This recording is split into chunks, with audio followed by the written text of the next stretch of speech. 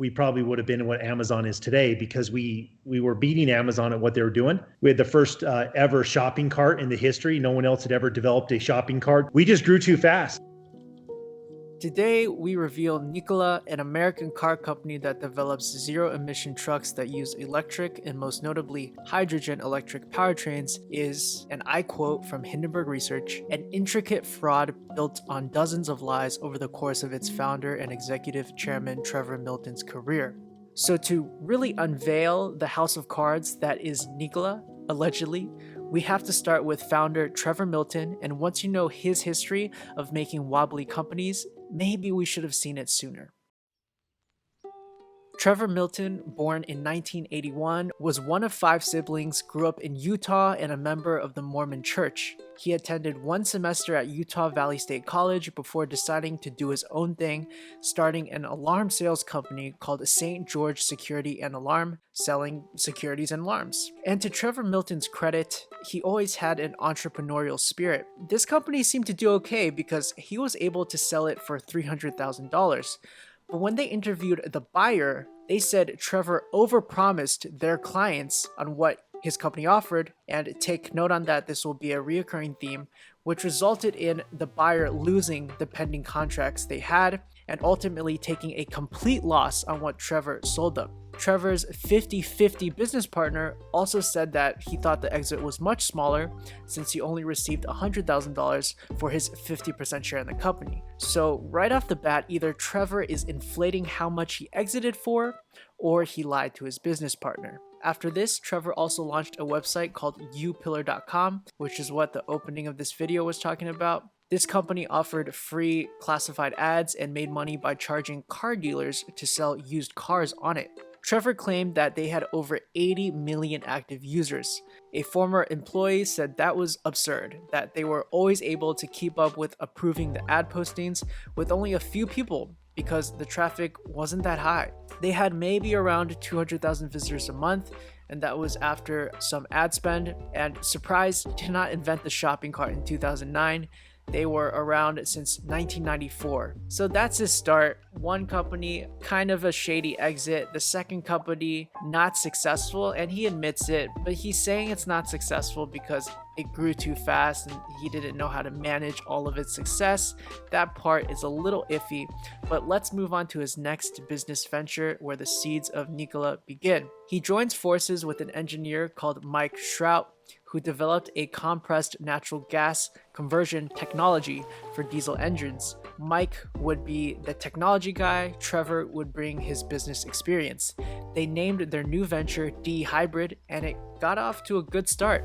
They had a cool demo, and a major trucking company called Swift agreed to pay $2 million for it. But Swift later sued when Trevor delivered 5 trucks that didn't work. And it was alleged that Trevor's company used the capital they received for personal use. In the lead up to the lawsuit, Trevor was still reaching out to new investors, claiming they had a $250 million contract with Swift. In Hindenburg's report, you can even see the proof of the emails he sent. In actuality, the contract was worth only $16 million.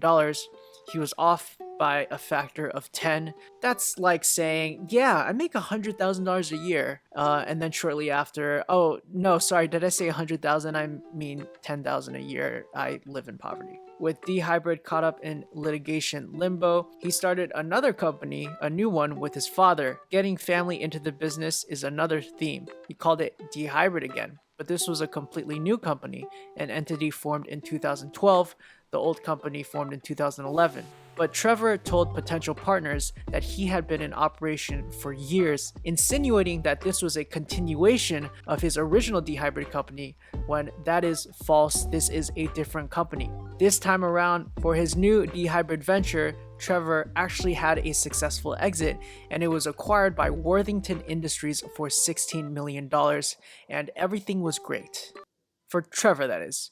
For Worthington, they quickly discovered flaws in the tech they acquired, and based on recorded conversation with former D-Hybrid employees, Trevor had instructed them to patch up all of the issues of their tech so Worthington wouldn't find out and the deal would close. Worthington eventually had to write down the value of D-Hybrid assets, essentially saying, yeah, this was not worth as much as we thought. What Trevor Milton was doing, which is a pattern, was proclaiming it owned proprietary turbine technology, but was actually in the process of trying to get someone else's turbines. Buying someone else's tech is not uncommon, but the way Melton went about it is completely misleading at best, and at worst, he's just lying. I could say that I created the Rubik's Cube, but I'm actually in the process of buying the rights to it. That's not the same at all. So that's a slice of what Milton was up to before he built Nikola, and in 2016, we have its inception. And it started off just like how he did in the past, with the promise of something, and the reality of that something not being there. After cobbling together truck parts into a pretty outside casing, but with a dead, unworking Franken-truck innards, he created Nikola and announced they would revolutionize transportation with a real truck that works. The reality was, it was not real. It was a pusher, and a pusher being a vehicle that is for show, that needs to be pushed to be moved, and are used to present concepts. Here we have a lot of receipts of Trevor saying it's a working truck. After Bloomberg published a piece contrary of the claims, Trevor goes into defense mode, declaring he never said any of those things he clearly said and threatened to sue. Whenever someone's first instinct is to sue or attack, as opposed to just showing us evidence of the contrary, that's a red flag for me. And this is in 2016, this is how their company got started, based on, let's just say, deception. I'm going to pick up the pace now because you should be able to see the pattern. Overpromise, underdeliver. August 2016, they claim to have engineered the holy grail of hydrogen technology, a hydrogen fuel cell range extender. We are not aware of any zero-emission trucks in the world that can haul 80,000 pounds more than 1,000 miles without stopping, says Nikola. Despite these claims, there was no in-house hydrogen capabilities and no hydrogen partners. And just 2 weeks before that tweet, they were still touting compressed natural gas as the way of the future, which is what they've been claimed to have experience in for over 10 years. For Trevor and his company to pivot to a completely new technology, is it possible? Sure, but does it seem likely? Absolutely not. But if you look here, we have H2 stenciled on their trucks, so it must be true, right? Just like if it looks like a plastic duck and quacks like a plastic duck, that is 100% a real working, breathing biological duck. A lot of proof shows that it was likely just a frame with wheels mounted on it. You can even see that during the presentation, there's an electric cord that comes out of the ground attached to the truck because the truck wouldn't power itself, because it wasn't a real truck. And they rightfully got a lot of heat for this, which is what leads us to the infamous 2018 video of their truck in motion on the road. But what if there's a small issue and your truck doesn't actually run on its own? Well, we didn't say it would run on its own, we just said it'd be in motion. But we could get it in motion if we let it slowly roll down a hill like a Pinewood Derby car instead of the hydrogen car we promised. Close enough, right? And hype it up with a tweet that says, verbatim, "You may or may not see the Nikola truck moving in a commercial soon." Not running, but moving. So even though they want to lie to us, they don't want to lie to themselves. They want some plausible deniability. This commercial/demonstration was done on a piece of road called the Mormon Trail, which has a 2-mile long, perfectly straight stretch of road with a consistent 3% grade decline, just long enough to get the truck rolling. The video itself doesn't reveal this incline at all. It's easy to put camera at angles where it seems to be running on flat land. Hindenburg actually rolled a vehicle in neutral and reached speeds of 56 miles per hour, and it rolled for 2.1 miles, which is likely what Nikola did. Next alleged mistruth was in 2019 when Trevor claimed Nikola's headquarters as completely off the grid with 3.5 megawatts of solar panels installed on its roof. Satellite imaging shows 0 panels. November 2019, Nikola announces a battery prototype cell, calling it game-changing. Of course they weren't making it themselves, just trying to buy another company called Zapco that had it, but karma's a bitch, and this time Nikola got scammed. The product turned out to be vaporware, meaning doesn't work, a bunch of nothing, like vapor. Okay, so Trevor finally got a taste of his own medicine when someone promises something that doesn't work or isn't real. Maybe now he decided to become more honest and really work on building something for themselves. That's not what happened. I don't think Trevor knows how to do that. Even as late as February 2020, 1 month after Zapco president was indicted for tax fraud, Trevor was still hyping the technology. Quote, once we release the cell tech, it'll add more range and more tech ahead of the competition. December 2019, Trevor claimed on video that, quote, in America, we've already got the largest hydrogen station in the Western Hemisphere at our headquarters.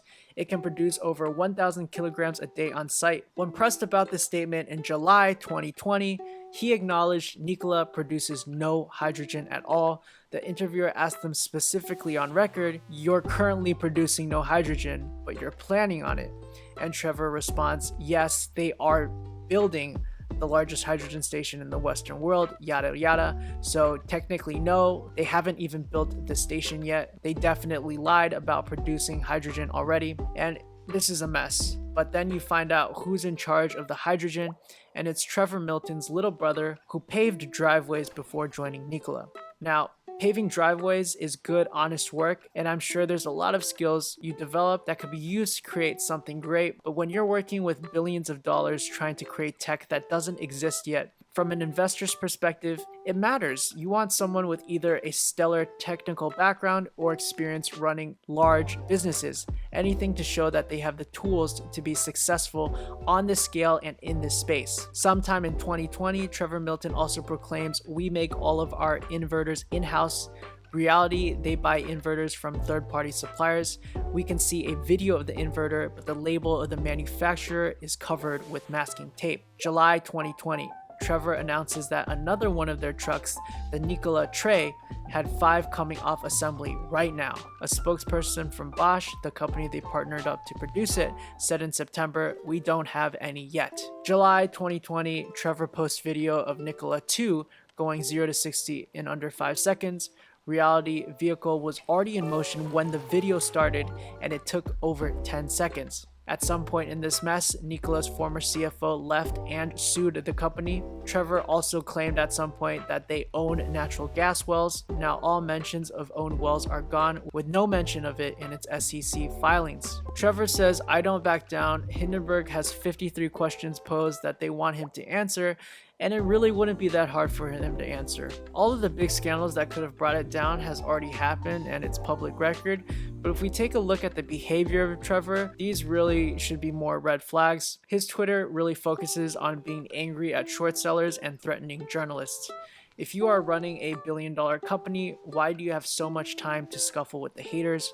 Why don't you just provide easy proof to discredit what they're saying? And that covers most of it. Again, this is Hindenburg's research, so don't take my word for it. Do your own due diligence. But now for purely my honest opinion, Trevor Milton always struck me as a regular dude. Whenever I watched him interview, I always felt like, hey, if this guy could do it, maybe I could also build a billion-dollar company. I mean, his name is Trevor Milton, and he talks like me. He doesn't seem so polished or that eccentric. Not like that other dude, Elon Musk, who in retribution of his own weird name, named his kids as symbols. Musk is an alien, and him making a billion-dollar company makes sense. Trevor, he always seemed to have a habit of making himself seem bigger and more successful than he really is. He started this bad habit early from his first company, and now it's just happening again on a larger scale. I personally would definitely not call him because he's under a lot of stress. I would put a few other EV companies ahead of this one, maybe all of them. Do you get my drift? I would go golf and make some puts. Just don't invest in this, buy puts. That's it for today. This is your main Squire at Green Knight Trading, where Squires become Knights. Thank you for watching, and stay tuned. I'm going to be keeping an eye on this story. It sucks for the people involved, for the people that are losing money, but as a non-investor, this is really a very compelling drama, and I'm really curious to see what happens. Really difficult thing to shut a company down that's growing. That's like one of the most difficult things to ever do. Although I consider it a failure, it was, it's not. Tell me everything.